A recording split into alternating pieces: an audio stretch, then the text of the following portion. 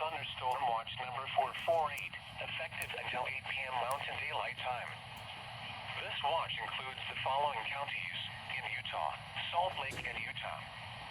Remember, a severe thunderstorm watch means the conditions are favorable for the development of severe weather, including large hail and damaging winds in and close to the watch area.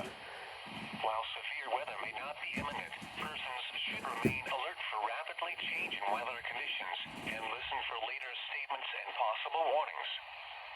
Stay tuned to NOAA weather radio, commercial radio and television outlets, or internet sources for the latest severe weather information.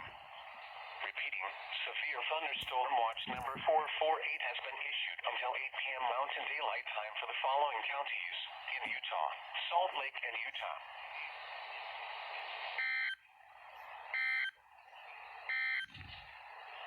Here is the forecast for the following area in Utah, Tooele and Rush Valleys.